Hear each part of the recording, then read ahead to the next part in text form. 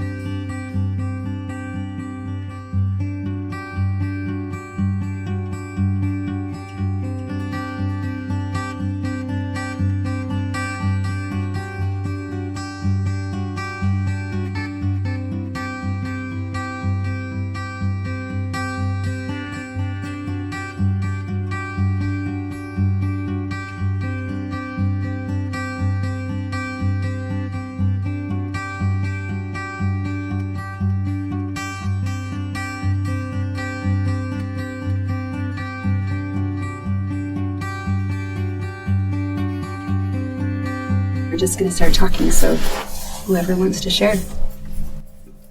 Okay, I'll just break the ice right now. So what's on my mind, or my heart, I guess, right now, is hormones, tiredness, and PMS. So. And it's 10 p.m. Yeah.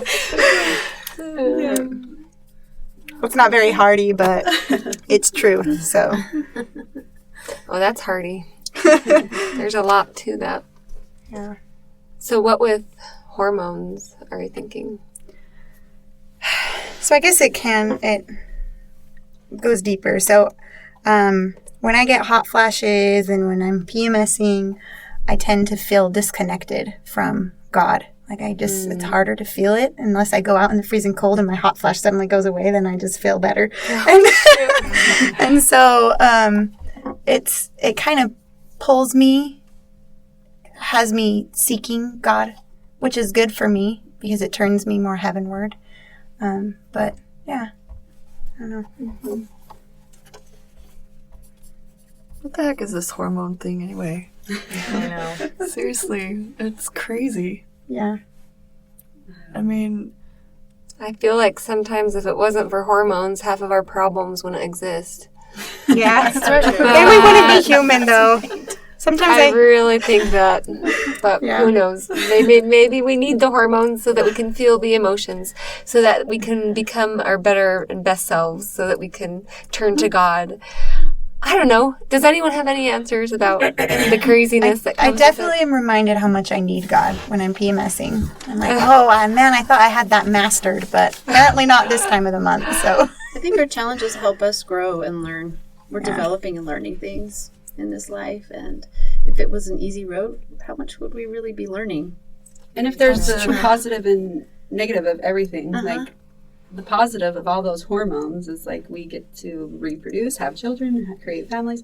I don't know. There's lots of Experience, Right. intimacy. Be in tune with our emotions. When they're balanced sometimes. correctly, I mean, that's what makes us happy, right? Because our hormones are fluctuating all month, so I it's know. kind of an So interesting true. thing. So true. Oh my It's for goodness. everyone around us to learn patience as well. They've never got us figured out, but God knew that we're the always real- I don't have myself figured out, so God knew that the real refining thing for everyone on earth would be to have women. He's like, let's give us all most women. complicated creation. Let's give them women with all these hormones and everything, and that will teach everyone, including themselves. And their children. Yeah. I do love to learn about hormones, though, and when you learn about what it's doing biologically, it makes so much sense.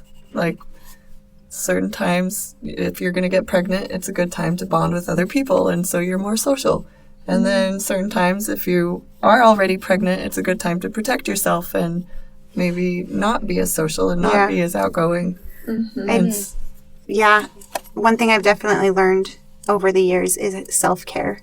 Like, I used to feel like I had to force myself to be just as busy and intense during that time of the month as I was all the other weeks. And now I understand that my body's telling me it needs me to slow down. And so I'm at peace with that, and I allow myself. In fact, it's not really I allow myself to slow down. It's like I refuse to do anything else during those weeks unless it's helping me to rejuvenate. And I feel like that's important. I feel like women, we go through this cycle, and it's like seasons. Like, you have winter where you kind of hibernate, and then you have summer where you just want to go out and be a part of everything. And I feel, for me at least, my cycle kind of feels like that. Like, it feels like I go through these 4 seasons each cycle. Yes, I had this discussion with my sister too about the season cycle. Beautiful. Yeah. I'm like just comparing the I'm writing different that seasons down. to the different weeks of the cycle. Okay, so what are the different seasons to the weeks of the cycle now? Because I want to hear what's winter.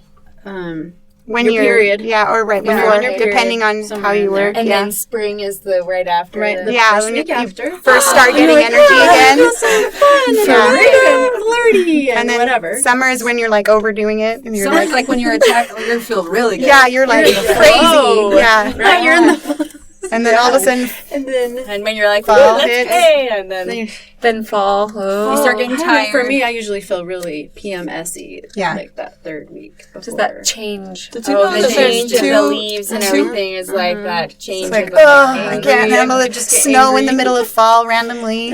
Like, Yeah. what? This isn't supposed to be happening right now. Why is this happening today? Like, oh shoot, Why it's am that time I of the acting month. so weird? Why am I crying when I should be happy? Yeah. Laughing at Like, this is not normal, is it? Oh angry wait. at everyone. I hated you last week. And then winter is just feeling like, I don't know, for me, it's like Rest. anything that I've bottled up just comes out. Like any emotions that I bottled up over the month, that's when they all just are released. And then it's a time to be just contemplative and, process.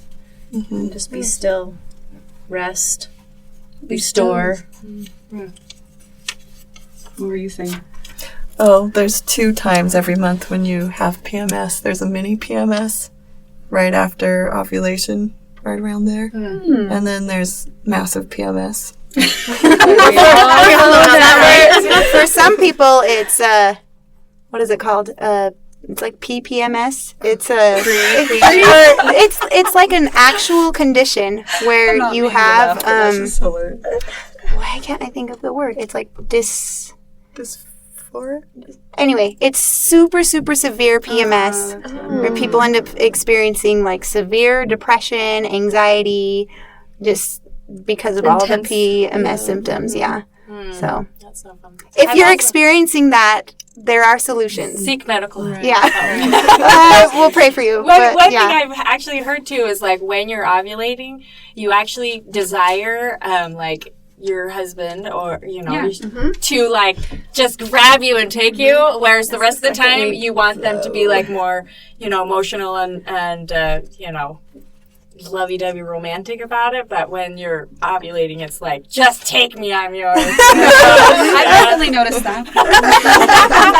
So then, I just grab wanted a baby because Yay, congratulations. That's the whole point of it, right? Right. we're so animalistic. It's crazy. We are, It's our hormones do so much more than Just need to accept it. It's a way for God's plan to be enacted. Like, okay, let's see, how can we make sure that this happens? Like like these children in heaven are waiting to come to this earth. Like, what are we gonna do? Just picturing God like Kylie holding the pencil and the It's like, paper. let's plan this out. Just write it all out. It's like we gotta make sure they want each other. Yeah. Well, that's why the Hormones. hormones the house, you We're know? grateful. We're so grateful. It does help to recognize. For a long time, I didn't understand what PMS was, and I was experiencing all of the symptoms, and I just thought I was losing it. Mm-hmm. And then I understood as I educated myself about what was happening. And it's just so freeing to understand, okay, I'm at this season or I'm at this point in my cycle. And it's really helpful for all involved, including our husband. And our children. I have to warn my children. Hey, remember I told you about that one time every month where I'm not feeling well? Yeah. Okay, it's that time, so just please forgive me now. I'm just telling you in advance. Angry. Yeah. It's not you, it's me. Do you have a name for that time of month that you tell the kids? I just tell them it's that one time, That the one time of the time. month where I'm not feeling well. And they know.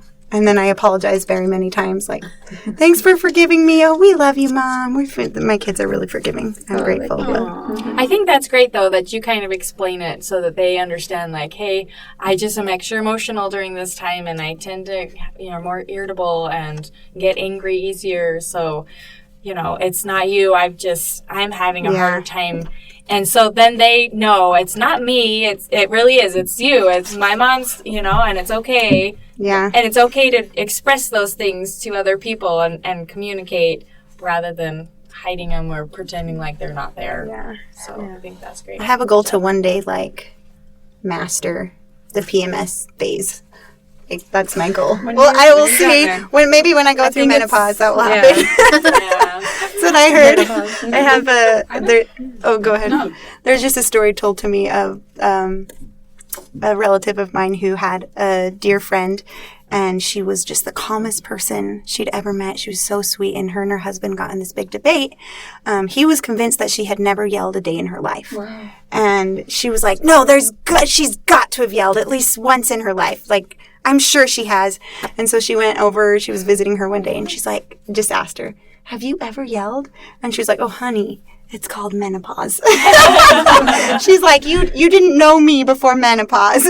So I'm like, oh, okay, that brings me hope. Hopefully that's my experience. But Oh, that would be wonderful. I think menopause is a Yeah. whole nother can of worms. yeah, I know there's downfalls to menopause. I know there's a lot of challenges. But As soon as you figure one thing out, then you get post-menopause, whole like thing. once you get through it and you're over that hump and you've learned to be okay with the state that you're in, and then all the calm emotions come. I'm gonna dream about that just so that I can get to. But you know what? Through Just each. enjoy those emotions. Just enjoy them. Because think about how you would feel if you didn't ever have emotions. Flat is a horrible feeling. Yeah. So emotions true. are a good thing. Flat is so Rather, anger is a good emotion, and frustration, and And then we have more and joy. love We have more and joy. those fluctuations are Yeah. awesome and amazing. And It's so, true. thank you, hormones, for bringing us those fluctuations. Yeah, and that's really cool. emotions. And we could do stuff in our daily lives that support our hormone health so that we can be functioning at good levels. I like the idea of progression and getting better at things and not always being a beast and Yeah. that's nice. Well, I One think- day, I one step think at a time. too, like One we're month saying, at a time. challenges are there to help us overcome, to help us become stronger and better people. And I think, when it's easy to be a good soldier when the sun is shining, right? But it's hard to be a soldier in the winter time, and that's why we need those fluctuations, right? That's why we need Yeah. those changes. In fact, I was just went to a conference over the weekend, and he was talking about, one of the speakers was talking about how a lot of times we are so idealistic and we want to look forward at the horizon, right? Think of the horizon as the ideal. And guess what, though? You are never going to get to the horizon. You are never going to get to the ideal. You're never going to be perfect until after this life, eventually. So rather than, because no matter how much you progress towards the horizon, what happens to the horizon? It moves, right? It keeps moving away. And so the better way to look at it is to look back and see how far you've come. And so when I think of like, you know, my patience with my children or with my spouse or my understanding of my emotions and my cycles and stuff, you know, it's better to look back and think, wow, look how far I've come. Now where am I from where I used to be, rather than, oh, I'm never going to make it to the horizon. I'm just as far away as I used to be, because, you know. It's understanding the gratitude within your life and giving yourself some self-compassion. And it's sometimes hard. You know, like sometimes it's so great because you don't feel like you're making progression when you're looking forward, you know, but you can, when you look back at your life and yourself and all of the things that you've learned and grown, you know, things that you've improved on, it's like, oh, wow, look at how far I've come from where I used to be. Like, then you can pat yourself on the back and you feel much better than always feeling like I'm never going to get there. Or that you're stuck. That's great. So something that helps me too is my thought that I had was, I have like this switch that went off. It flopped. I've been leading with anger, and I know probably all women, a lot of moms have felt this way, but I lead with anger. I really do. It's like my first emotion, my first response, like all the time. And I don't like that state of being that I'm in. So I've been praying about that, and the thought that has come to my mind is lead with love.